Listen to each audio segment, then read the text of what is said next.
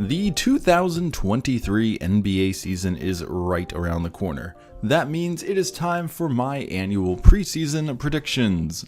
The tradition on this channel where I rank each team in each conference 15 through 1 based on how I think they will finish the regular season. This past offseason was an exciting one for those of you who like chaos like myself. We had star players being traded, star players not getting traded despite demanding it, and plenty of smaller deals, free agent signings, and of course the draft.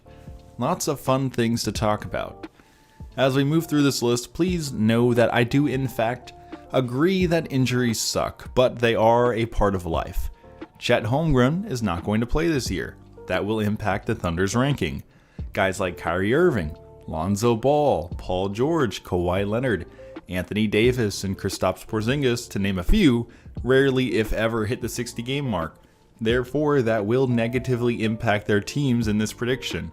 So now all that rambling is out of the way, please like the video and leave your thoughts in the comments below. Let me know who I undervalue and who I am too high on. Also, subscribe if you want to hear more takes on the basketball world. Now, let us get started. As the title implies, we are going through the Eastern Conference first, and to lead things off, I have finishing in 15th place the Detroit Pistons. The Pistons have been going through the rebuilding process for a few years now, and I don't think 2023 will be any different. Their 2021 first overall pick, Cade Cunningham, had a very quiet but still very impressive year one in the NBA. He does a lot of the little things well except shoot, so I do expect that to hopefully improve this year for Detroit's sake. Then you have rookies Jaden Ivey and Jalen Duren joining fellow under-23s Marvin Bagley, Killian Hayes, Isaiah Stewart, Kevin Knox even, and Saddiq Bey. That is a lot of guys trying to prove they belong on an NBA roster. The handful of veterans like Kemba Walker, Bojan Bogdanovic, Alec Burks, and Nerlens Noel I think will become trade bait in a few months once the team realizes the season is lost. A good year for Detroit will see them finishing last so they can enter the Victor Wembanyama sweepstakes, and that is where I think they are headed.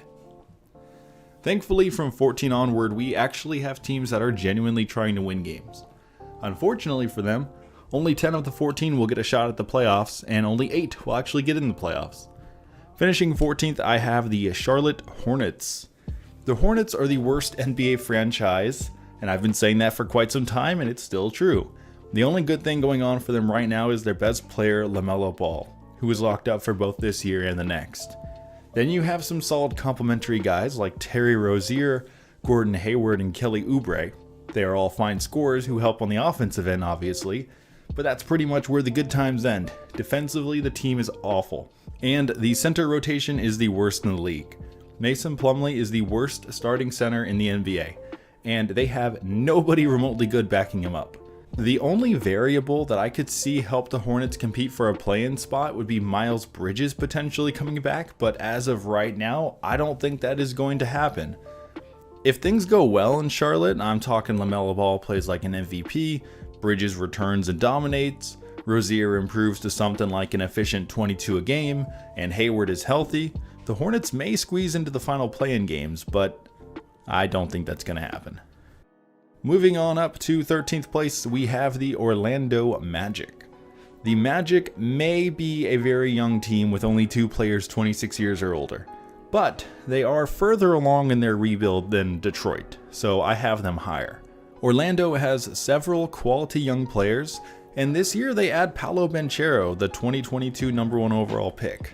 I expect Banchero to have a Rookie of the Year type season and play well beyond the norm for guys his age. Alongside him are proven young players Cole Anthony, Wendell Carter Jr., and Franz Wagner. Then you have some other young guys who are more wild cards. Markelle Fultz, Mo Bamba, Jalen Suggs, RJ Hampton, and of course Bol Bol. Throw in the long-awaited return of Jonathan Isaac, a guy some had pegged as a defensive first-team candidate 3 years ago. There is a lot of potential talent in Orlando. Honestly, I could see the Magic finishing anywhere from 20 to even 41 wins. I was really close to putting them in the playoffs, but I don't have enough faith in the fringe young guys, nor do I think they have enough sure-thing veteran talent. The team needs role guys who have been there and done that before I rank them any higher.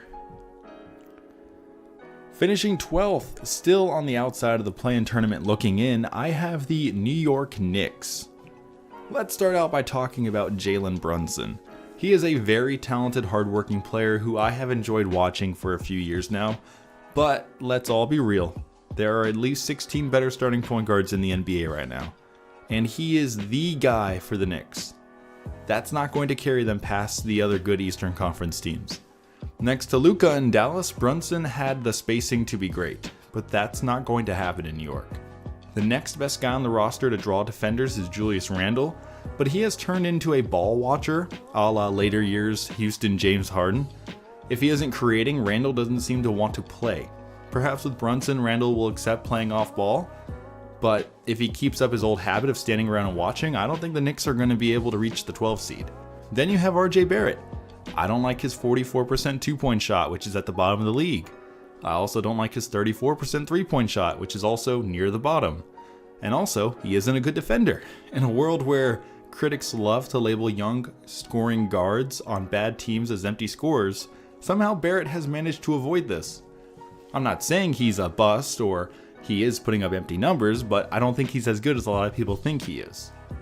In 2023, he needs to be better if the Knicks want to slip into the play-in. And then the rest of the squad is very lackluster. Evan Fournier is fine, but not good. Mitchell Robinson is basically Hassan Whiteside. Derrick Rose is beloved, but doesn't really lift the team any. And their young core of Cam Reddish, Obi Toppin, Tyler Hardenstein, and Emmanuel Quickley don't really have the highest of ceilings. Many people have been hyping up the Knicks, but I really just do not buy it. Rounding out the outside looking in, at 11th I have the Washington Wizards. The Wizards just handed out the biggest contract ever to Bradley Beal, a guy who, if you are feeling generous, you would rank as a top 40 player in the league. In 2022, Beal had the worst outside shot in the league at just 30%. That is a huge negative when you consider the fact that that is supposed to be his absolute best attribute. Still though, Beal is a good all-around player, especially improving his playmaking last year. And if you consider the addition of Kristaps Porzingis, the pressure should be taken off Beal's back this year, which should help. Speaking of KP, he is a really good basketball player. He just gets hurt a lot. When Porzingis is on the court, he's a top 20 player in the league. He can shoot from anywhere and over anybody, and his crazy length allows him to be a very good rim protector. If things go well for both Beal and Porzingis, there is no reason they should not be a playoff team. But history is not on their side. Both guys failed to play in 51 games last year. Now Washington does have some solid wild cards in their younger guys. Deni Avdija just played very well in the Eurobasket tournament for Israel, so his confidence going into the season should be high. Daniel Gafford should finally be getting the full-time starter job at the 5, which should increase his production. Then you have some players with room to get better, Rui Hachimura and Corey Crispert, plus win-now veterans Will Barton and Kyle Kuzma. That is a really good roster, but I think the problem is they lack point guards. Monty Morris and DeLon Wright are all they have. Either of those two would be the worst starting point guard in the league. They need to fix this so Beal won't have to be the primary ball handler. I think the Wizards could be a play-in team if they get lucky when it comes to health, but obviously based on my ranking, I do not expect them to get lucky. Time for my genuine play-in predictions. Finishing 10th, I have the Indiana Pacers. In my opinion, the Pacers are in the middle of a come-up right now. Their rotation is full of guys between 22 and 30 years of age, so they aren't really young and rebuilding, nor are they necessarily all in and old. They have a healthy balance of the two. The primary name to discuss with this team is Tyrese Halliburton. At 22 years old, he is already a borderline all-star. His shooting both inside and out is marvelous, his playmaking is top tier, and his perimeter defense is terrific. He really does just about everything very well, and he has shown very good durability thus far. I expect him to have the best season of his career in 2023. Alongside him is Miles Turner, an elite rim protector, but below average to at best average center in every other regard. The 26-year-old is on a contract year though, so I expect him to have the best season of his career playing alongside Halliburton, and without another starting center getting in his way. Buddy Hield is another guy worth mentioning. He has been one of the league's best three-point shooters for a while now, and I expect gravity from Halliburton and Turner to help open things up even more for him. Now sure, he didn't shoot very well last year, but I'm just going to throw that 1 year away and look at the rest of his career. He is historically a very good shooter. Beyond these three, there is a very healthy balance of young guys and solid veterans on this team. It's a shame that nobody is talking about Indiana other than as trade bait or as a tanking team, but I like what they have, and I think that they're going to be better than most people think. Finishing in 9th, I have the Chicago Bulls. Last year, the Bulls blew away everyone's expectations in the first half of the year, but in 2023, I unfortunately do not think the good times will be rolling quite as well. This is primarily because Alonzo Ball is still injured. He went down with a day-to-day injury midway through last season and has been MIA ever since. Lonzo is an elite long-range shooter, passer, and perimeter defender. He really is the X factor the Bulls missed last year, and the reason, honestly, that they fell off so heavily. With Ball, the Bulls had a 62% winning percentage. Without, it fell to about 50%. DeMar DeRozan and Zach LaVine are going to have to play out of their minds again without him, and Nikola Vucevic is going to have to be better. Then their role guys, Alex Caruso, Patrick Williams, Goran Dragic, and Andre Drummond are all reliable, but I don't think the sum of all of that is going to put them any higher than 9th without Lonzo Ball, which is a kind of weird thing to say given the fact Lonzo isn't necessarily like an all-star player, but he's just a very important player. Kind of like Draymond Green or Marcus Smart even. If Lonzo plays in 70 games, I think the Bulls would be a top 4 team, honestly. But he's not going to. Therefore, I think they will barely slip into the play-in. Time for the 8th seed. I have the Miami Heat. That is going to be much lower than where most people have them, but please allow me to explain. Jimmy Butler is the undisputed leader of the Heat, and he is a really good player, don't get me wrong. Even without shooting the ball anything close to league average, he still manages to be a great scorer, playmaker, and even a better defensive piece. He does it all for the Heat, and they need him to have success. But he is going into his age 33 season. He plays a very physical brand of basketball, and his body has taken more than its fair share of beatings over the years. He cannot keep up the intensity forever. Another guy in a similar spot is Kyle Lowry. He has the reputation of being one of the league's best point guards, but at 35 years old, he simply is not as good as he once was. His playmaking is still good, but 13 points per game on league average shooting isn't enough when you're not a great defensive player. On the bright side though, I do really like Bam Adebayo. He's a great young center to have. He's efficient around the rim, and he's a great defensive piece both in the air and on the floor. He needs to do more offensively for the team this year. And lastly, I want to talk about Tyler Hero. Hero is a really good player offensively, and though he isn't good on defense, he isn't horrible. If he picks up his play to an all-star level, Butler will not have to carry the team, and the Heat will be good. If Hero is more or less the same, the Heat won't be as good. And I imagine frustrations boiling over, especially because of Butler, leading to a toxic environment. As you can tell by my ranking, I am not optimistic about this year's team. Something I've seen around on YouTube is a lot of people will agree that they don't look very good on paper and that it's their best judgment not to rank them very high, but everyone still does because, hey, they're the Heat, you gotta rank them high. I don't agree with that. I don't think they're gonna be very good, so I'm not afraid to say it. Finishing 7th, give me the Toronto Raptors. They don't really have the names Miami does, but Toronto is a more filled out squad in my opinion. I think Scotty Barnes is going to get the most attention this year in Toronto from every NBA YouTuber. That is because he was the guy, reportedly, the Raptors were not willing to give up in exchange for Kevin Durant. Barnes is a solid player, almost all around. He is a good scorer inside, he creates well for others, and he is on track to potentially be a defensive first team candidate, which is a lot of good. But like Cade Cunningham, he can't shoot threes, and Durant's really good at threes, and Durant's really good at a lot of things, so Barnes is going to have a pretty big bar to try to reach this year. I think he's going to get better, I just don't think he's ever going to be as good as Kevin Durant, unfortunately. Beyond just Barnes, though, there's a lot more on this team. They have Fred VanVleet. He is the guy the Knicks wish Jalen Brunson could be. Pascal Siakam, who fluctuates between being underrated and overrated. And then, of course, you have OG Anunoby, who may be getting overshadowed by Barnes, but is still a crucial piece for the Raptors to have. And I honestly could keep going, because then you have Gary Trent Jr., another guy who could put up 15 a night efficiently and play good defense.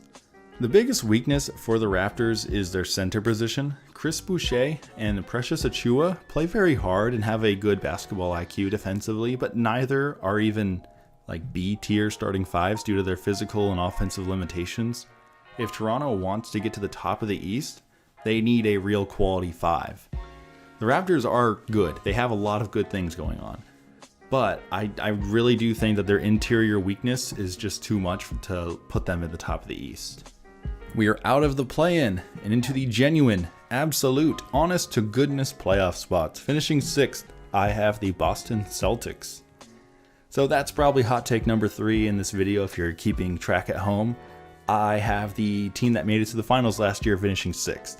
So allow me to defend my take. Jason Tatum and Jaylen Brown are both really stinking good at basketball. They are both very ball dominant, and unfortunately don't play very well with others, as evident by their incredibly low assist numbers at such high usage rates. Brown was supposedly on the trade block this offseason, which may negatively impact his morale and affect him on and off the court. Then you have guys that I'm just not really in love with who are being relied on to do a lot. Al Horford and Marcus Smart had amazing moments in the playoffs last year, but I don't think they're going to be reliable to do that all year long again. Now they did add Malcolm Brogdon, which I think is a great piece to have, but they tried adding a quality point guard last year and it didn't help at all. Dennis Schroeder didn't work out. Is Brogdon going to do what Dennis Schroeder did? I don't know. I think if Brogdon is a better defensive player and a better passer than Schroeder, but I think the point is the Celtics' best players like to have the ball in their hands, which is why Marcus Smart does so well with them. He doesn't demand the ball a lot. Will having a point guard who needs the ball in his hands be a problem? I don't know. All things considered though, I think the Celtics could be great. I don't have them anywhere close to the top. There are 5 teams who I think are better than them. Finishing 5th, I have the Brooklyn Nets. Dysfunction is the best way to describe the Nets past few years. And I keep saying it, and I know it sounds harsh, but Kyrie Irving is a cancer to every team he is on. Sometimes he isn't detectable in a negative way. He'll play at a superstar level and things go great. Then sometimes he is injured for weeks to months at a time. But the real flare-ups come when he drags down his teammates, coaches, and the franchise as a whole for one of whatever reason he pulls out of a hat. Who knows how this year will go for him? He is already upset over not getting the contract he wanted in the offseason, so that might motivate him to focus on basketball and prove the front office wrong. Or it will be an excuse for him to not care about basketball because why should he commit to a team that hasn't committed to him? Then you have Kevin Durant, a top 10 player at times, but he's also going through many ups and downs lately, and he's been dealing with injuries, so it's hard to predict what he's going to do for an entire year. And of course, we have Ben Simmons, the guy who demanded the trade, then became emotionally unsettled over the backlash he caused himself, then came up with an injury to miss the season after he eventually got traded.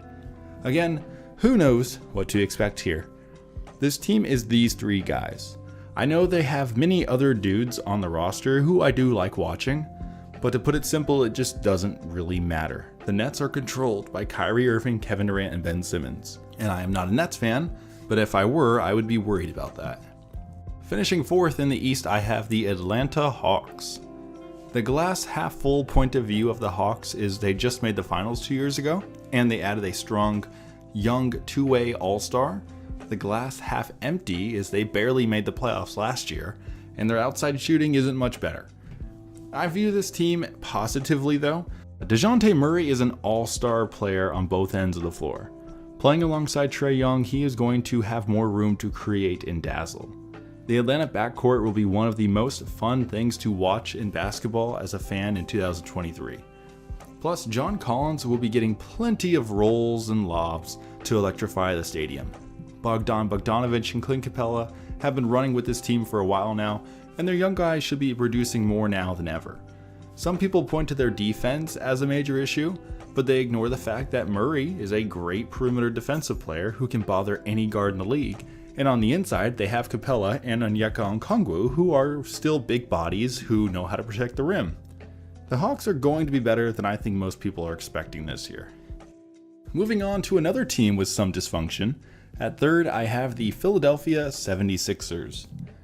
James Harden parties all night, then blames his woes on a hamstring injury from 3 years ago. Who knows what to expect from him this year? He may average 30 and 10, or he may disappear, barely shoot the ball, and who knows what's going on. What you can count on though is Joel Embiid. He is the reason the Sixers are going to be battling for the 1 seed. Embiid is a top 3 player in the world. and he should be hungry for success in 2023. It might be the fact that he didn't win the MVP last year. It might be the fact that the Sixers didn't go very far in the playoffs, but I think he's going to have a lot of motivation this season to be the best player he can possibly be. Other guys on the roster I do want to mention include Tobias Harris, who can score an efficient 16 a game. I also like Tyrese Maxey, who should have himself a great year, although Harden is going to be in his way in the rotation. And then they added DeAnthony Melton, who I think was a huge under-the-radar addition. He is a great defensive player and a pretty good playmaker. Honestly, I wish the Phoenix Suns would have kept him like 3 years ago. All in all, the Sixers are going to be great this year. I just don't know what we're going to get out of Harden, because 82 games is a very long time. Almost at the top of the mountain, you probably have it narrowed down to the two teams that are left. Finishing second, I have the Cleveland Cavaliers. I would say this is hot take number 4. I do adore the Cavs team. They are stacked with young, win-now talent and experienced veterans who will help lead the way. Obviously, it was the addition of Donovan Mitchell who got them to where they are now. He is a known commodity, 25 a night with a great shot creation for himself and others. He will have more fun in Cleveland than he has in any of his years in Utah. Even though Cleveland itself is a sucky place, playing basketball there is going to be a lot of fun. Next to him, though, is the foundation of a great team. Darius Garland is the real deal. He is a future face of the league at the point guard position. His playmaking, scoring, and general confidence are something to behold, and he's only entering his age 23 season. He still has so much room to improve, and Mitchell will make his life so much easier. In my opinion, Evan Mobley was snubbed last year of the Rookie of the Year award. In year 1, he showed he had the whole package for a big man. He can score inside, shoot with a soft touch, move with the ball, rebound with the big, stop the ball on the ground, and protect the rim up high. I adore his game and am excited to see what happens going forward. And lastly, Jarrett Allen is an overrated but still very good starting center. He can protect the rim, gobble up rebounds, and finish strong at the basket. He does the little things that are very needed if you want to accomplish bigger things. The rest of the rotation is very sound. Kevin Love is still doing what he does at a very high level, that is rebounding and three-point shooting. Ricky Rubio is one of the best offensive orchestrators the league has. And Karis LeVert, Cedi Osman, Robin Lopez, and Dean Wade are nothing but positives. The Cavs are the real deal in 2023. Every time I see another YouTuber's list ranking them as a play-in team, I can only laugh. And now we have finally reached the peak of the mountain, aka the bottom of the list. Finishing first in the East, I have the Milwaukee Bucks.